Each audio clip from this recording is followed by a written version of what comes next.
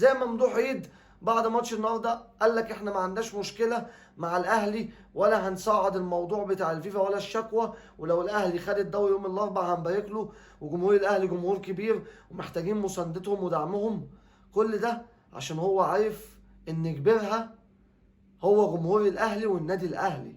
بس احنا بنقول لك يا ممدوح، احنا عندنا فريق كبير ما بنشجعش غيره، وكذلك الامر مع اي فرقه تانية مش انت بس.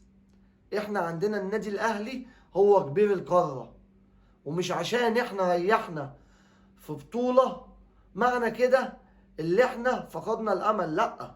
احنا ان شاء الله عندنا ماتش الدوري يوم الاربعاء، ان شاء الله نكسبه مع فاركو وناخد الدوري، وان شاء الله نروح كاس العالم للانديه نأدي بمستوى عالي ونتمزج، وفي نفس الوقت لنا عوده مع افريقيا السنه الجايه وهناخدها. احنا لما بنريح بنفرد ظهرنا بس، وما كناش عايزين نريح لولا المدرب الله يسامحه وخد جزاءه ومشي، وعقبنا ليه اللي هو ما لعبش كاس عالم. لان احنا ما ينفعش نشوف الاهلي بالمنظر اللي احنا شفناه مع كولر، خصوصا في مباراه سان داونز.